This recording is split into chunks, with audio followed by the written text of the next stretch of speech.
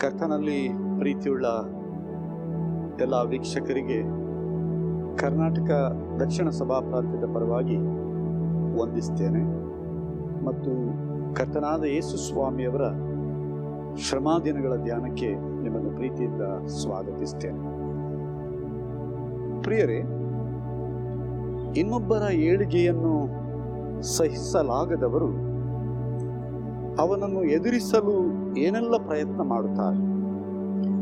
ತಮ್ಮ ಪ್ರಯತ್ನದಿಂದ ಅವನನ್ನು ಏನೂ ಮಾಡಲಾಗುತ್ತಿಲ್ಲವೆಂಬುದಾಗಿ ಅವರ ಬಗ್ಗೆ ಸುಳ್ಳು ಸುದ್ದಿ ಮಾಡುವುದು, ಪರಿಹಾಸ್ಯದ ಮಾತುಗಳನ್ನಾಡುವುದು, ತೇಜೋವಧೆ ಮಾಡುತ್ತಾ ಮಾನಸಿಕವಾಗಿ ಕುಗ್ಗಿಸುವ ಕೆಲಸ ಮಾಡ್ತಾರೆ.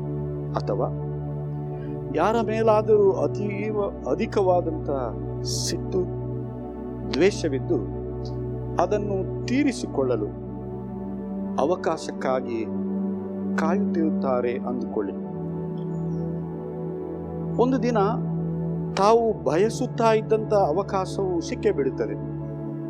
ಆಗ ಸೇಡು ತೀರಿಸಿಕೊಳ್ಳುವ ಅಬ್ಬರದಲ್ಲಿ ತಮ್ಮ ಮನಸ್ಸೋ ಇಚ್ಛೆ ವರ್ತಿಸಿ ಅಮಾನವೀಯತೆಯಿಂದ ನಡೆದುಕೊಳ್ಳುತ್ತಾರೆ. ಅಂದು ಧರ್ಮದ ಹೆಸರಿನಲ್ಲಿ ಆಚರಣೆ, ಸಂಪ್ರದಾಯಗಳ ಮೂಲಕ ಜನಸಾಮಾನ್ಯರ ಮೇಲಾಗುತ್ತಿರುವ ಶೋಷಣೆಯ ಬಗ್ಗೆ ಯೇಸು ಧ್ವನಿ ಎತ್ತಿದರು. ಅಂದಿನ ಯಹೂದಿ ಧರ್ಮದ ನಾಯಕರಿಗೆ ಇದು ಕಷ್ಟವಾಯಿತು. ಯೇಸು ಮತ್ತು ಆತನ ಹಿಂಬಾಲಕರು ನಮ್ಮ ಹಿರಿಯರಿಂದ ಬಂದಂಥ ಸಂಪ್ರದಾಯ ಆಚರಣೆಗಳನ್ನು ಉಲ್ಲಂಘಿಸುತ್ತಿದ್ದಾರೆ ಎಂಬ ಸಿಟ್ಟು ಯೇಸು ಸ್ವಾಮಿಯ ಮೇಲೆ ಅಧಿಕವಾಯಿತು. ಇನ್ನೊಂದೆಡೆ ಶಾಸ್ತ್ರಿ ಫರಿಸಾಯರ ಕಪಟ ಭಕ್ತಿಯ ಜೀವಿತದ ಬಗ್ಗೆ ಯೇಸು ಸ್ವಾಮಿ ಮಾತನಾಡಿದಾಗ ಅವರ ಬಗ್ಗೆ ಎಚ್ಚರದಿಂದಿರಬೇಕೆಂದು ಯೇಸು ಸ್ವಾಮಿ ಬೋಧಿಸಿದಾಗ ಅವರಿಗೆ ಜನರಲ್ಲಿ ತಮ್ಮ ಮೇಲಿದ್ದಂಥ ಗೌರವ ಹೋಗಿ ತಮ್ಮ ಸ್ಥಾನ ಮಾನಗಳು ತಪ್ಪಿ ಹೋಗುತ್ತದೆ ಅನ್ನುವ ಭಯ ಶಾಸ್ತ್ರಿ ಫರಿಸಾಯರಿಗೆ ಹೆಚ್ಚಾಗುತ್ತಾ ಬಂತು. ಅದಷ್ಟೇ ಅಲ್ಲದೆ ಯೇಸು ಸ್ವಾಮಿ ಯೆರೂಸಲೇಮಿನ ದೇವಾಲಯದಲ್ಲಿ ನಡೆಯುತ್ತಾ ಇದ್ದಂಥ ವ್ಯಾಪಾರವನ್ನು ತಡೆದು ಎಲ್ಲರನ್ನೂ ಅಲ್ಲಿಂದ ತೆರವುಗೊಳಿಸಿದ್ದರಿಂದ ಆ ಮೋಸದ ವ್ಯಾಪಾರದಿಂದ ಬರುತ್ತಾ ಇದ್ದಂಥ ಆದಾಯ ಅಲ್ಲಿಯ ಯಾಜಕರು, ಮಹಾಯಾಜಕರಿಗೆ ತಪ್ಪಿ ಹೋಯಿತು.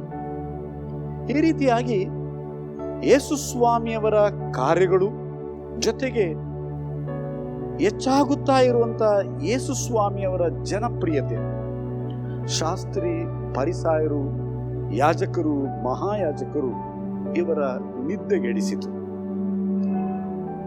ಈ ಯೇಸುವನ್ನ ಹೀಗೆ ಬಿಟ್ಟರೆ ನಮಗೆ ಕಂಟಕವಾಗುತ್ತದೆ, ಮುಂದೆ ನಮ್ಮ ಸ್ಥಾನಮಾನ ಅಧಿಕಾರವೆಲ್ಲವೂ ತಪ್ಪಿ ಹೋಗುತ್ತದೆ, ನಮ್ಮ ಧರ್ಮ ಅಶುದ್ಧವಾಗಿ ಹೋಗುತ್ತದೆ, ನಮ್ಮ ಸಂಪ್ರದಾಯಗಳು ಕೆಟ್ಟು ಹೋಗುತ್ತವೆ. ನಾವು ನಮ್ಮ ಧರ್ಮ, ಸಂಪ್ರದಾಯ, ಸಂಸ್ಕೃತಿಯನ್ನ ಉಳಿಸಿಕೊಳ್ಳಬೇಕಾದರೆ ಈ ಯೇಸುವನ್ನು ಕೊಂದೇ ಆಗಬೇಕು ಅನ್ನುವಂಥ ತೀರ್ಮಾನಕ್ಕೆ ಅವರು ಬಂದಿದ್ದಾರೆ. ಯೇಸುವಿನ ಧರ್ಮ ದೂಷಣೆಯ ಹೆಸರಿನಲ್ಲಿ ಶಿಕ್ಷೆ ಕೊಡಿಸುವುದಾದರೆ ಅವರಿಗೆ ಕಲ್ಲೆಸೆದು ಕೊಲ್ಲಿಸುವಂತ ಶಿಕ್ಷೆ ಇದೆ. ಯೇಸುವಿಗೆ ಈಗಾಗಲೇ ಜನಪ್ರಿಯತೆ ಹೆಚ್ಚಾಗಿರುವುದರಿಂದ ಯೇಸುವನ್ನು ಹಿಡಿದರೆ ಗದ್ದಲ ಹೆಚ್ಚಾಗುತ್ತದೆ ಅನ್ನುವಂಥ ಭಯ ಅವರಿಗೆ ಈಗಾಗಲೇ ಇತ್ತು. ಇನ್ನು ಯೇಸುವನ್ನ ಹಿಡಿದು ಶಿಕ್ಷೆ ಕೊಡಿಸುವುದಕ್ಕೆ ಸರಿಯಾದಂಥ ಕಾರಣ ಇರುವುದಿಲ್ಲ.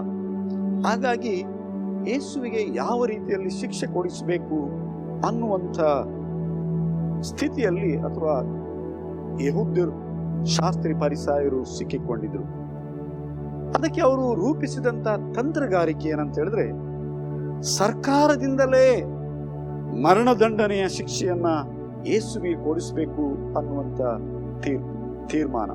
ಆದ್ದರಿಂದಲೇ ಪಿಲಾತನ ಬಳಿಯಲ್ಲಿ ಯೇಸುವಿನ ಮೇಲೆ ಹೊರಿಸುವಂತ ಅಪವಾದಗಳೆಲ್ಲವೂ ಭಿನ್ನವಾಗಿತ್ತು. ಉದಾಹರಣೆಗಾಗಿ ಪಿಲಾತನ ಮುಂದೆ ಯೇಸುವಿನ ಮೇಲೆ ಹೊರಿಸುವಂತ ದೂರುಗಳನ್ನು ನೋಡುವುದಾದರೆ, ಇವನು ತನ್ನನ್ನು ತಾನೇ ಅರಸನು ಎಂಬುದಾಗಿ ಹೇಳಿಕೊಳ್ತಿದ್ದಾನೆ. ಎರಡನೇದಾಗಿ ಕೈಸರನಿಗೆ ತೆರಿಗೆ ಕೊಡುವುದು ಸರಿಯಲ್ಲ ಎಂಬುದಾಗಿ ಹೇಳ್ತಿದ್ದಾನೆ. ಮೂರನೆಯದಾಗಿ ಜನರನ್ನ ಸರ್ಕಾರದ ವಿರುದ್ಧ ದಂಗೆ ಎಬ್ಬಿಸುತ್ತಿದ್ದಾನೆ ಎನ್ನುವಂತ ಅಪವಾದಗಳನ್ನ ಯೇಸುವಿನ ಮೇಲೆ ಹೇಳುತ್ತಾ ಹೋದರು. ಅದಕ್ಕೆ ಬೇಕಾದಂತ ಸುಳ್ಳು ಸಾಕ್ಷಿಗಳನ್ನ ಸೃಷ್ಟಿಸಿದ್ದಾರೆ. ಇವನಿಗೆ ಮರಣದಂಡನೆಯ ಶಿಕ್ಷೆಯೇ ಆಗಬೇಕು ಅನ್ನುವಂತ ಹಠವನ್ನ ಅವರು ಹಿಡ್ಕೊಂಡಿದ್ದಾರೆ. ನೋಡ್ರಿ, ಈ ರೀತಿ ವಿಚಾರಣೆ ಮಾಡಿ ಮರಣದಂಡನೆಯ ಶಿಕ್ಷೆ ಕೊಡುವಂತ ಅಧಿಕಾರ ರೋಮ್ ಸರ್ಕಾರಕ್ಕೆ ಮಾತ್ರ ಇತ್ತು. ಸನಿದ್ರಿನ್ ಸಂಘಕ್ಕೆ ಈ ಅಧಿಕಾರ ಇರುವುದಿಲ್ಲ. ಯೇಸುವಿಗೆ ಮರಣದಂಡನೆಯ ಶಿಕ್ಷೆಯನ್ನೇ ಕೊಡಿಸಲೇಬೇಕೆಂದು ಇವರ ಉದ್ದೇಶವಾಗಿರುವುದರಿಂದ ಈ ಶಾಸ್ತ್ರಿ, ಪರಿಸಾಯರು, ಯಾಜಕರು, ಮಹಾಯಾಜಕರು ಇವರು ರೋಮ್ ಸರ್ಕಾರದಲ್ಲಿಯೂ ಪ್ರಭಾವ ವ್ಯಕ್ತಿಗಳಾದುದರಿಂದ ಪಿಲಾತನನ್ನು ಭಯ ಹುಟ್ಟಿಸ್ತಾರೆ, ಅಥವಾ ಪಿಲಾತನಿಗೂ ಭಯ ಹುಟ್ಟಿಸಿ ಯೇಸುವಿಗೆ ಮರಣದಂಡನೆಯ ತೀರ್ಪು ನೀಡುವಂತೆ ಮಾಡಿದರು. ಆ ಮೂಲಕ ತಮ್ಮ ಹಠ ಸಾಧನೆಯನ್ನ ಮಾಡಿಕೊಳ್ತಾನೆ. ಯೇಸುವಿಗೆ ಮರಣದಂಡನೆಯ ತೀರ್ಪು ಹೊರಬಿದ್ದ ಮೇಲೆ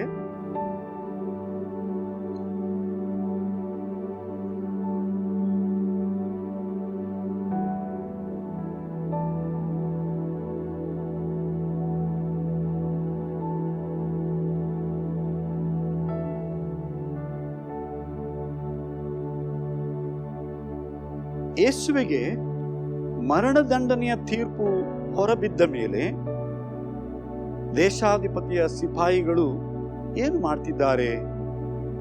ಮತ್ತಾಯನ ಸುವಾರ್ತೆ 27ನೇ ಅಧ್ಯಾಯ 27ನೇ ವಚನದಿಂದ 31ನೇ ವಚನದವರೆಗೆ ಅದನ್ನ ನಾನು ಓದ್ತೇನೆ.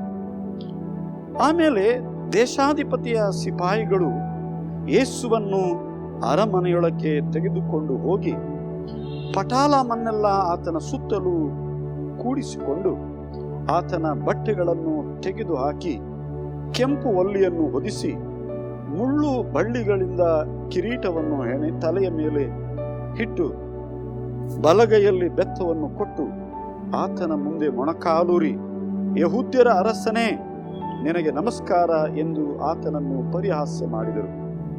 ಮತ್ತು ಆತನ ಮೇಲೆ ಉಗುಳಿ ಆ ಬೆತ್ತವನ್ನು ಕಸಿಕೊಂಡು ಆತನ ತಲೆಯ ಮೇಲೆ ಹೊಡೆದರು. ಹೀಗೆ ಆತನನ್ನು ಪರಿಹಾಸ್ಯ ಮಾಡಿದ ಮೇಲೆ ಆ ಒಲ್ಲಿಯನ್ನು ತೆಗೆದು ಆತನ ಬಟ್ಟೆಗಳನ್ನು ಹೊದಿಸಿ ಆತನನ್ನು ಶಿಲುಬೆಗೆ ಹಾಕುವುದಕ್ಕೆ ತೆಗೆದುಕೊಂಡು ಹೋದರು. ಈ ಪರಿಚಯವನ್ನ ಗಮನಿಸುವಾಗ ಈ ದೇಶಾಧಿಪತಿಯ ಸಿಪಾಯಿಗಳ ಈ ವರ್ತನೆ ಯಾಕೆ? ಒಂದು ವೇಳೆ ನಮ್ಮ ನಡೆ, ನುಡಿ, ಕಾರ್ಯಗಳನ್ನ ಯೇಸು ಸ್ವಾಮಿ ಪ್ರಶ್ನಿಸಿ, ನಮ್ಮ ಸಂಪ್ರದಾಯ ಆಚಾರಗಳನ್ನ ಪ್ರಶ್ನಿಸಿ, ಸಭಾಮಂದಿರದಲ್ಲಿ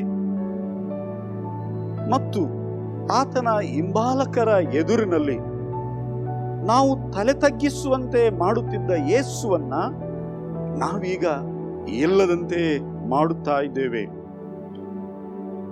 ಈ ತೀರ್ಪು ಅವರಿಗೆ ಸಿಕ್ಕಿರುವುದರಿಂದ ಅದನ್ನ ಈಗ ಸಂಭ್ರಮಿಸ್ತಾ ಇದ್ದಾರೆ ಅಥವಾ ಆಚರಣೆ ಮಾಡುತ್ತಾ ಇದ್ದಾರೆ ಅನ್ನುವಂಥದ್ದು ಇಲ್ಲಿ ನಮಗೆ ಕಾಣಿಸ್ತದೆ.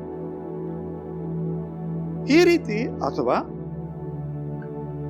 ಇಂಥದ್ದೇ ತೀರ್ಪು ಬರಬೇಕೆಂಬುದಾಗಿ ಕಾಯುತ್ತಾ ಇದ್ದಂತ ನಾಯಕರನ್ನ, ಅವರ ಸಂತೋಷವನ್ನ ಇನ್ನಷ್ಟು ಹೆಚ್ಚಿಸುವುದಕ್ಕಾಗಿ ಅಥವಾ ಅವರ ನಾಯಕರುಗಳನ್ನ ಮೆಚ್ಚಿಸುವುದಕ್ಕಾಗಿ ಹೀಗೆ ವರ್ತನೆ ಮಾಡ್ತಾ ಇದ್ದಾರೋ ಈ ಸಿಪಾಯಿಗಳು? ಅವರು ಪರಿಹಾಸ್ಯ ಮಾಡುವುದನ್ನ ನೀವು ಗಮನಿಸಿರಿ. ಯೇಸುವಿನ ಬಟ್ಟೆಯನ್ನು ತೆಗೆದು ಹಾಕಿ ಕೆಂಪು ಒಲ್ಲಿಯನ್ನು ಹೊದಿಸಿ ಮುಳ್ಳು ಬಳ್ಳಿಯ ಕಿರೀಟವನ್ನಿಟ್ಟು ಕೈಗೆ ಬೆತ್ತವನ್ನು ಕೊಟ್ಟು ಯಹೂದ್ಯರ ಅರಸನು ಎಂದು ಅಣುಕಿಸುತ್ತಿದ್ದಾರೆ. ಪ್ರಿಯರೇ, ಅಂದಿನ ರಾಜರು ವರ್ಣರಂಜಿತವಾದ ಉದ್ದನೆಯ ಅಂಗಿಯನ್ನು ಹಾಕಿಕೊಳ್ಳುತ್ತಾ ಇದ್ದರು. ಉತ್ಸವ ಕಾಲದ ಮೆರವಣಿಗೆಯಲ್ಲಿ ಸುವಾಸನೆಯ ಎಲೆಯುಳ್ಳ ಬಳ್ಳಿಯಿಂದ ಮಾಡಿದ ಕಿರೀಟವನ್ನು ದಿಗ್ವಿಜಯದ ಗುರುತಾಗಿ ತಮ್ಮ ತಲೆಯ ಮೇಲೆ ಇಟ್ಟುಕೊಳ್ಳುತ್ತಿದ್ದರು. ಅವರ ಕೈಯಲ್ಲಿ ರಾಜದಂಡ ಇರುತ್ತಿತ್ತು. ಯೇಸುವಿಗೆ ಹಾಕಿದಂತ ಈ ಕೆಂಪು ಒಲ್ಲಿ ಯಾವುದಿರಬಹುದು? ನೋಡ್ರಿ, ಯೇಸುವಿನ ವಿಚಾರಣೆಯಲ್ಲಿ ಈ ಮೊದಲೇ ಹೆರೋದನ ಬಳಿಗೆ ಯೇಸುವನ್ನ ಕರೆದುಕೊಂಡು ಹೋಗಿದ್ದಾರೆ. ಅಲ್ಲಿ ಹೆರೋದನು ಶೋಭಾಯಮಾನವಾದಂತ ಅಂಗಿಯನ್ನು ಯೇಸುವಿಗೆ ಹಾಕಿಸಿ ಪರಿಹಾಸ್ಯ ಮಾಡಿದ್ದನ್ನ ನಾವು ಬಲ್ಲೆವು. ಆ ಅಂಗಿ ಇದಾಗಿರಬಹುದಾ, ಅಥವಾ ಯಾರದೋ ಸಿಪಾಯಿಗಳ ಒಂದು ಹಳೆಯ ಅಂಗಿ ಆಗಿರಬಹುದಾ? ಒಟ್ಟಿನಲ್ಲಿ ಇದೊಂದು ಚಕ್ರವರ್ತಿಗೆ ಸಲ್ಲತಕ್ಕ ದಿವ್ಯತರವಾದಂತ ಧೂಮ್ರ ವರ್ಣದ ಹಳೆಯದಾದ ಒಂದು ಅಂಗಿ. ಕಿರೀಟ 2 ಇಂಚು ಉದ್ದದ ಮುಳ್ಳುಳ್ಳಂತ ಕಾಡು ಗುಲಾಬೆಯ ಮುಳ್ಳು ಬಳ್ಳಿಯಿಂದ ಮಾಡಿದಂತ ಕಿರೀಟ. ಈ ಮುಳ್ಳುಗಳು ಮನುಷ್ಯನ ಶರೀರಕ್ಕೆ ಚುಚ್ಚುವಾಗ ಬಹಳವಾದಂತ ನೋವುಗಳನ್ನ ಉಂಟು ಮಾಡುವಂತ ಮುಳ್ಳುಗಳಾಗಿತ್ತು. ಒಂದು ಬೆತ್ತವನ್ನ ರಾಜದಂಡವೆಂದು ಯೇಸುವಿನ ಕೈಗೆ ಕೊಟ್ಟಿದ್ದಾರೆ. ಆತನ ಮುಂದೆ ಮೊಣಕಾಲೂರಿ, ಯಹೂದ್ಯರ ಅರಸನೇ ನಿನಗೆ ನಮಸ್ಕಾರ ಎಂದು ಹಾಸ್ಯ ಮಾಡುತ್ತಾ ಇದ್ದಾರೆ. ಗಮನಿಸಿರಿ, ಯೇಸುವಿನ ವಿಚಾರಣೆಯಲ್ಲಿ ಈಗಾಗಲೇ ಯೇಸು ತನ್ನನ್ನು ಅರಸನು ಎಂಬುದಾಗಿ ಹೇಳಿಕೊಳ್ಳುತ್ತಿದ್ದಾನೆ ಎಂಬ ಆರೋಪ ಕೇಳಿ ಬರ್ತಾ ಇದೆ. ಇಲ್ಲಿ ಪಿಲಾತನು ಕೂಡ ಯೇಸುವನ್ನ ಅರಸ ಎಂಬ ಪದದಿಂದ ಕರೆಯುತ್ತಾ ಇದ್ದಾನೆ. ಇನ್ನು ಜನರು, ಯಹೂದ್ಯರು ನಿರೀಕ್ಷಿಸುತ್ತಾ ಇದ್ದಂತ ಮೆಸ್ಸಿಯನೆಂಬ ಅರಸ ಎಂಬುದಾಗಿ ತಿಳ್ಕೊಂಡು ಯೇಸುವನ್ನ ಗುಂಪು ಗುಂಪಾಗಿ ಹಿಂಬಾಲಿಸುತ್ತಾ ಇದ್ದಾರೆ. ಹಾಗಾದ್ರೆ ಈ ಎಲ್ಲಾ ವಿಚಾರಗಳನ್ನ ಅರ್ಥೈಸಿಕೊಂಡಂತ ಇವರು ಸಿಪಾಯಿಗಳು, ಇವನೊಬ್ಬ ಅರಸನ? ಸಾಮಾನ್ಯ ಮನುಷ್ಯರಂತೆ ಇವನೊಬ್ಬ ರಕ್ತ ಸುರಿಸುವವನು, ನೀವು ನಂಬಿದಂತ ಯಾವ ಮನುಷ್ಯನೂ ಇವನಲ್ಲ ಎಂಬ ರೀತಿಯಲ್ಲಿ ಜನರಿಗೆ ತಿಳಿಸುವಂತೆ ಹಾಸ್ಯ ರೂಪದಲ್ಲಿ ಅದನ್ನ ವ್ಯಕ್ತಪಡಿಸ್ತಾ ಇದ್ದಾರೆ. ಕೈಯಲ್ಲಿ ದಂಡವಿದ್ದರೂ ಯಾವುದಕ್ಕೂ ಬಾರದಂತ ಸಾಮಾನ್ಯ ದಂಡ, ಯಾವ ಅಧಿಕಾರವೂ ಇಲ್ಲದಂತ ವ್ಯಕ್ತಿ ಇವನು ಅನ್ನುವಂಥದ್ದನ್ನ ಸೂಚಿಸುವ ಹಾಸ್ಯ ಅದು. ಮೊಣಕಾಲೂರಿ ನಮಸ್ಕರಿಸುವಂಥದ್ದು ಒಂದು ಅಣಕು ಪಾತ್ರವಷ್ಟೇ, ಪರಿಹಾಸ್ಯ ಮಾಡುವಂತ ರೀತಿ ಅದು. ಬೆತ್ತವನ್ನು ಕಿತ್ತುಕೊಂಡು ತಲೆಗೆ ಒಡೆಯುತ್ತಿದ್ದಾರೆ, ಉಗುಳುತ್ತಿದ್ದಾರೆ. ಒಬ್ಬ ವ್ಯಕ್ತಿಗೆ ಉಗುಳುವುದು ಎಂಬುದಾಗಿ ಹೇಳುವುದಾದರೆ ಅವಮಾನ ತೋರಿಸುವಂತಹದ್ದು. ಇದು ದೇವರ ಸ್ವರೂಪದಲ್ಲಿ ಸೃಷ್ಟಿಸಲ್ಪಟ್ಟಂತ ಮಾನವನಿಗೆ, ಸಹ ಮಾನವನು ತೋರಿಸುವಂತ ಅಗೌರವದ ಕಾರ್ಯ, ವ್ಯಕ್ತಿ ಗೌರವವನ್ನ ಧಿಕ್ಕರಿಸುವಂತ ಕಾರ್ಯವಾಗಿದೆ. ಇಲ್ಲಿ ಈ ಸಿಪಾಯಿಗಳು ಅವರ ಈ ನಡೆಯನ್ನು ನಾವು ಗಮನಿಸಬಹುದು. ಸಿಪಾಯಿಗಳು ತಮ್ಮ ಉದ್ಯೋಗದಲ್ಲಿ ತೋರಿಸುವಂತ ನಿಶ್ಚಯ ಇದು. ಬದಲಿಗೆ ಉದ್ಯೋಗದಲ್ಲಿನ ಅಧಿಕಾರದ ಉನ್ಮದ ಅದು, ಅಧಿಕಾರದ ದುರ್ಬಳಕೆ ಅದು. ಮತ್ತೊಬ್ಬ ವ್ಯಕ್ತಿಗೆ ವ್ಯಕ್ತಿ ಗೌರವವನ್ನ ತೋರಿಸುವುದರ ಬದಲು ವ್ಯಕ್ತಿ ಗೌರವದ ಉಲ್ಲಂಘನೆ ಅದು. ದ್ವೇಷ ತೀರಿಸಿಕೊಳ್ಳುವುದಕ್ಕಾಗಿ ಅಥವಾ ದ್ವೇಷಕ್ಕಾಗಿ ಕಾಯುತ್ತಿರುವಂತ ಜನರನ್ನ ಖುಷಿಪಡಿಸುವುದಕ್ಕಾಗಿ ನಿರಾಪರಾಧಿಯ ತೇಜೋವಧೆ ಮಾಡುವಂತ, ನಿರಾಪರಾಧಿಯನ್ನ ಅವಮಾನಪಡಿಸಿ ಅದರಲ್ಲಿ ಸಂತೋಷ ಪಡುವಂತ ಸೈಕೋ ಮನಸ್ಥಿತಿ ಅದು. ಇದರಿಂದ ನಾವೇ ನಾಶವಾಗುತ್ತೇವೆ ವಿನಃ ಸತ್ಯವನ್ನು ಸಮಾಧಿ ಮಾಡುವುದಕ್ಕೆ ಆಗದು. ಸತ್ಯವನ್ನ ಸಮಾಧಿ ಮಾಡೇ ಬಿಟ್ಟೆವು ಅಂದುಕೊಳ್ಳುವಂಥದ್ದು ಬರೀ ಭ್ರಮೆ ಅಷ್ಟೇ. ಅದಕ್ಕೆ ಆ ಭ್ರಮೆಗೆ ಇರುವಂತ ಆಯಸ್ಸು 3 ದಿನ ಮಾತ್ರ.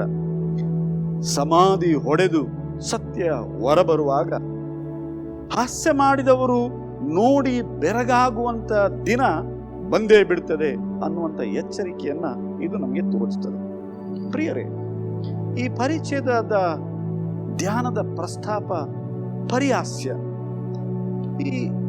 ಈ ಮುಖ್ಯ ಸಂದೇಶದ ಮೇಲೆ ನಮಗೆ ಏನು ಸಂದೇಶವನ್ನ ಇವತ್ತಿನ ಧ್ಯಾನ ಕೊಡ್ತದೆ ಅಂತ ನೋಡುವುದಾದ್ರೆ, ಮೊದಲನೆಯದಾಗಿ ಎಲ್ಲರೂ ದೇವರ ಸೃಷ್ಟಿಗಳೇ.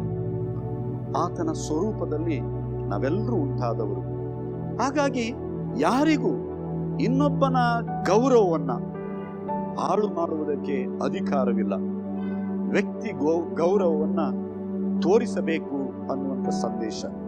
ಎರಡನೆಯದಾಗಿ, ಹಠ ಸಾಧನೆಗಾಗಿ ಮನುಷ್ಯತ್ವವನ್ನ ಮರೆತು ವರ್ತಿಸುವುದನ್ನ, ಮೃಗಗಳಂತೆ ನಡ್ಕೊಳ್ಳುವುದನ್ನ ಇದು ವಿರೋಧಿಸ್ತದೆ. ಮೂರನೆಯದಾಗಿ, ನಿರಪರಾಧಿಗಳ ತೇಜೋ ವಧೆಯನ್ನ, ಪರಿಹಾಸ್ಯ ಕುಚೋದ್ಯ ಸ್ವಭಾವ ಒಳ್ಳೆಯದಲ್ಲ ಅನ್ನುವಂಥ ಸಂದೇಶವನ್ನ ಇದು ತೋರಿಸ್ತದೆ. ನಾಲ್ಕನೆಯದಾಗಿ, ನಮ್ಮ ಜವಾಬ್ದಾರಿಯುತ ನಡವಳಿಕೆ ನಮ್ಮ ವ್ಯಕ್ತಿತ್ವದ ಗೌರವವನ್ನ ಹೆಚ್ಚಿಸ್ತದೆ. ಐದನೆಯದಾಗಿ, ಯೇಸುವನ್ನು ತಿಳಿಯದವರಂತೆ ವರ್ತಿಸುವುದರಿಂದ ನಮ್ಮ ವರ್ತನೆಯ ಮೂಲಕವಾಗಿ ಯೇಸುವನ್ನೇ ಅವಮಾನ ಪಡಿಸುವಂತದ್ದಾಗ್ತದೆ. ಆರನೆಯದಾಗಿ, ಸದ್ಗುಣಗಳಿಲ್ಲದ ಕ್ರೈಸ್ತ ಜೀವಿತವನ್ನ ಇತರರು ನೋಡಿ ಕ್ರೈಸ್ತತ್ವವನ್ನೇ ಹಾಸ್ಯ ಮಾಡುವುದರ ಕುರಿತು ನಮ್ಮನ್ನು ಎಚ್ಚರಿಸ್ತದೆ. ಯೇಸುವನ್ನ ಅರಿತು ಆತನನ್ನು ಒಪ್ಪಿಕೊಂಡು, ಅಂದರೆ ಅಂಗೀಕರಿಸಿಕೊಂಡು ಆತನಿಗೆ ವಿಧೇಯತೆ ತೋರಿಸಬೇಕು. ನಿಜ, ಯೇಸು ಹೇಳಿದ ಹಾಗೆ ಆತನು ನ್ಯಾಯಾಧೀಶನಾಗಿ ಬರುವ ರಾಜನಾಗಿದ್ದಾನೆ. ಇದನ್ನ ನಾವು ನಮ್ಮ ಕ್ರೈಸ್ತಿಯ ಜೀವನದುದ್ದಕ್ಕೂ ನೆನಪಿನಲ್ಲಿಟ್ಟುಕೊಳ್ಳಬೇಕು. ಆತನನ್ನು, ಸಿಂಹಾಸನದ ಮೇಲೆ ಕೂತಿರುವ ಆತನನ್ನು ಎದುರುಗೊಳ್ಳುವಂತ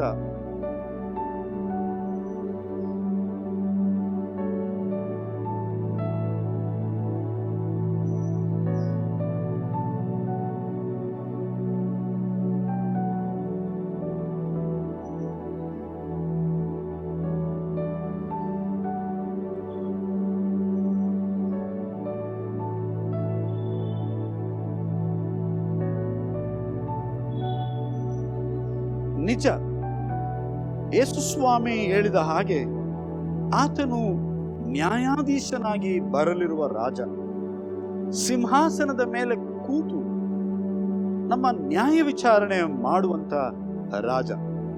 ಅದಕ್ಕಾಗಿ ನಮ್ಮನ್ನು ನಾವು ಸಿದ್ಧಪಡಿಸಿಕೊಳ್ಳಲು ಇವತ್ತಿನ ಧ್ಯಾನ ನಮಗೆ ಕರೆ ನೀಡುತ್ತದೆ.